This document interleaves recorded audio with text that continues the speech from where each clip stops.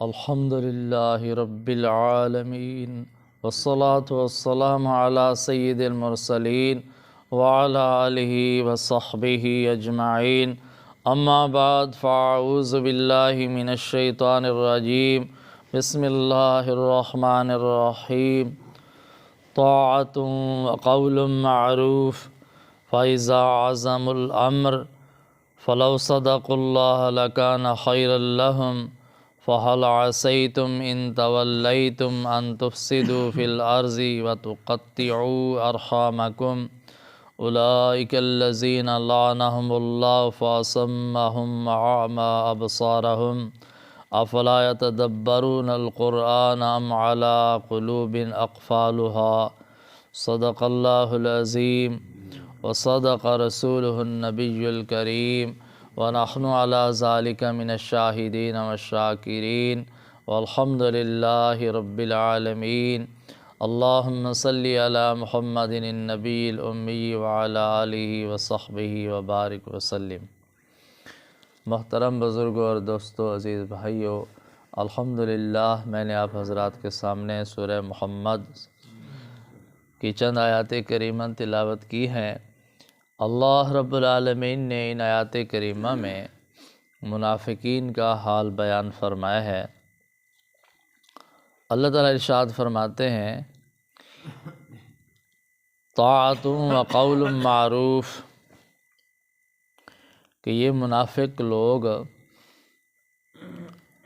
اطاعت کا اظہار کرتے ہیں، فرما برداری کا اظہار کرتے ہیں اور اچھی اچھی باتیں کہتے ہیں، اچھے اچھے نعرے لگاتے ہیں۔ فائزہ عزم الامر، اور جب جہاد کا حکم پکا ہو جائے، جہاد کرنے کا فیصلہ ہو جائے کہ اب بغیر جہاد کے کام نہیں چلتا، اس کے لیے جہاد کرنا پڑے گا، جہاد بالسیف کرنا پڑے گا، میدان جہاد میں اپنی جان اپنا مال لگانا پڑے گا، تو پھر فرمایا فلو صدق اللہ لکان خیر لہم، یہ لوگ اگر اللہ کے ساتھ سچے نکلتے، اللہ کے ساتھ جو انہوں نے وعدہ کیا ہے فرمان برداری کا اس کو پورا کرتے تو ان کے حق میں بہت بہتر تھا۔ لیکن یہ لوگ اللہ کے ساتھ جو وعدہ کیا اس کو پورا نہیں کرتے، اس کو نہیں نبھاتے، دعوے بڑے بڑے کرتے ہیں کہ ہم بڑے فرما بردار ہیں، بڑے وفادار ہیں، لیکن جب جہاد کا حکم پکا ہو جاتا ہے، جہاد کے متعلق فیصلہ ہو جاتا ہے کہ اب جہاد کرنا ہے، تو پھر یہ جان چھڑاتے ہیں، بہانے بناتے ہیں، جہاد نہیں کرتے۔ پھر اللہ تعالیٰ ارشاد فرماتے ہیں کہ ان کی منافقت کھل جاتی ہے، پھر یہ واضح ہو جاتے ہیں کہ یہ وہ لوگ نہیں ہیں، ان کی زبان پر کچھ اور دعوے ہیں، کچھ اور نعرے ہیں، اندر ان کے کچھ اور ہے۔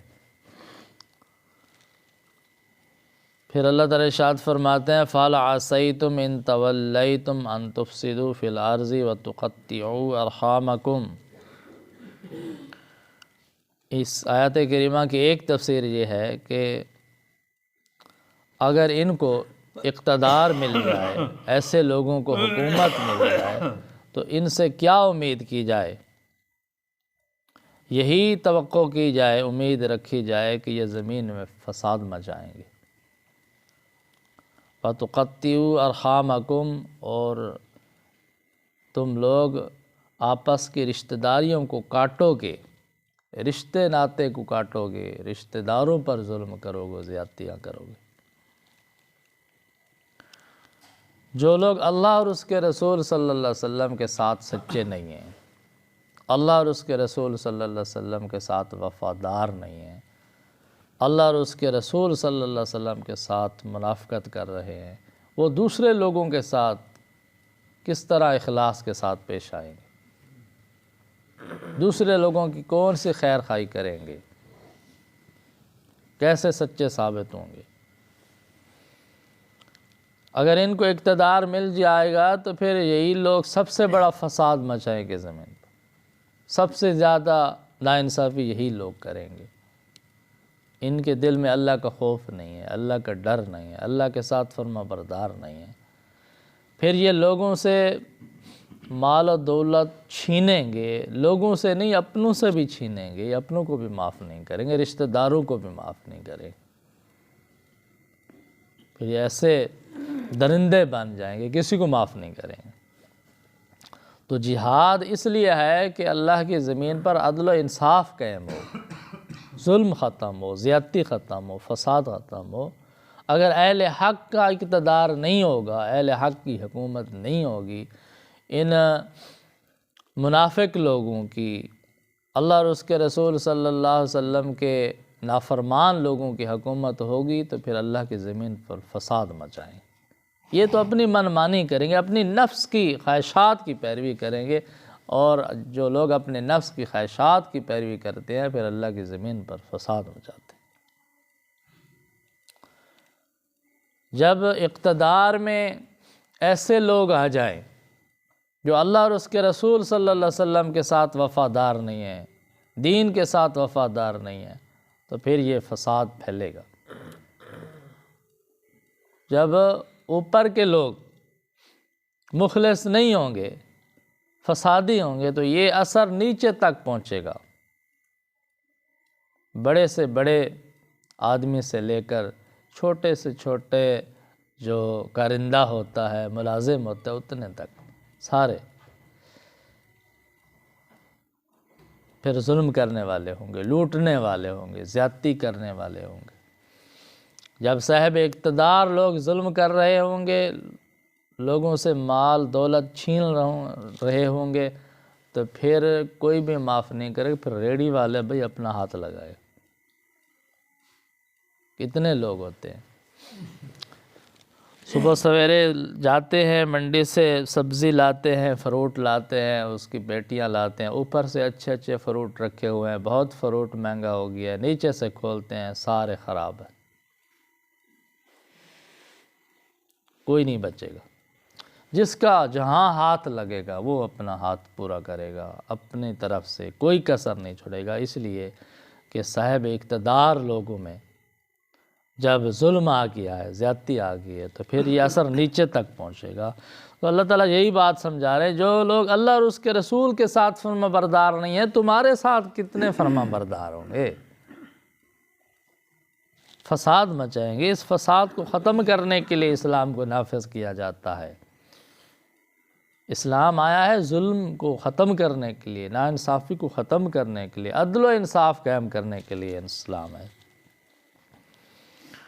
اور اللہ تعالیٰ ارشاد فرماتے ہیں پھر یہ وہ لوگ ہیں اولئک الذین لعنہم اللہ فاصمہم وأعمی ابصارہم، یہ وہ لوگ ہیں جن پر اللہ تعالیٰ نے لعنت کر دی ہے۔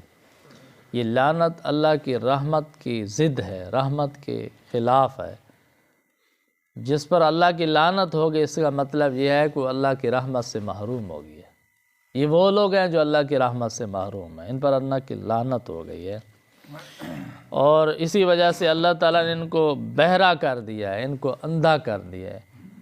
باتیں سنتے تو ہیں، سمجھتے نہیں ہیں، سمجھ میں نہیں آتی، ان کے دل میں بات نہیں اترتے، ان کی بظاہر دیکھتے ہیں، عبرت حاصل نہیں کرتے، نصیحت حاصل نہیں کرتے، سمجھ نہیں آ رہے ان کو۔ افلا یتدبرون القرآن ام علی قلوب اقفالها، اللہ تعالیٰ ارشاد فرماتے ہیں کہ کیا یہ لوگ قرآن کریم پر غور نہیں کرتے یا ان کے دلوں پر تالے لگ چکے ہیں؟ تالے لگ گئے دلوں پر، ان کے دلوں کے دروازے بند ہو چکے ہیں، اندر کوئی بات اترتی نہیں ہے، کوئی بات اثر نہیں کرتی۔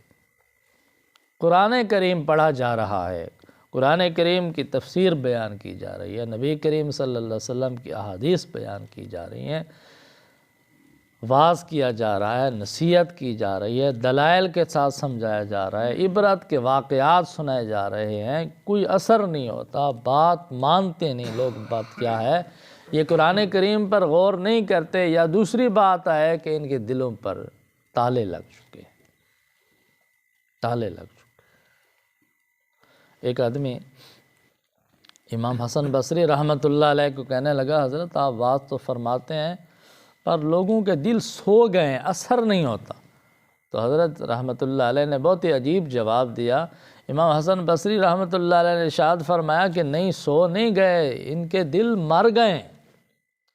سونے والے کو تھوڑا سا جھنجھوڑا جائے تو وہ تو جاگ جاتا ہے، وہ تو جاگ جاتا ہے، یہ جاگ نہیں رہے، ان پر کچھ اثر نہیں ہو رہا، اس کا مطلب ہے یہ سوئے ہوئے نہیں، موئے ہوئے ہیں، دل مر چکے ہیں، مردہ ہو چکے ہیں، دلوں پہ تالے لگ چکے ہیں۔ تو اس لیے اللہ تعالیٰ یہی بات ارشاد فرماتے ہیں، افلا یتدبرون القرآن، کیا یہ قرآن پر غور نہیں کرتے؟ ساری دنیا کی باتیں سننے کے لیے، پڑھنے کے لیے ٹائم ہے، قرآن کریم پڑھنے کے لیے ٹائم نہیں ہے، قرآن کریم سمجھنے کے لیے ٹائم نہیں ہے۔ اور فرمایا کہ یا دوسری بات ہے کہ ان کے دلوں پر تالے لگ چکے ہیں، ہدایت کے دروازے بند ہو چکے ہیں، ان کے دلوں میں ہدایت کی بات اترتی نہیں ہے، اور جب تک بات دل میں نہ اترے اثر نہیں کرتی، کانوں سے ٹکرا کے چلی جاتی ہے۔ اثر اس وقت ہوتا ہے جب بات دل میں اتر جائے۔ تو یہ منافق لوگ جو ہیں، ان کے دلوں پر تالے لگے ہوئے ہیں، بات نہیں اترتی۔ اللہ کے رسول صلی اللہ علیہ وسلم سے قرآن سنتے ہیں، آقا علیہ السلام کو فرمان سنتے ہیں، اثر نہیں ہوتا۔ کیوں؟ اس لیے کہ ان کے دلوں پر تالے لگے۔ تو دعا ہے کہ اللہ تعالیٰ ہم سب کو قرآن کریم کی ہدایات پر عمل کرنے کی توفیق عطا فرمائے۔ وآخر دعوانا الحمدللہ رب العالمین۔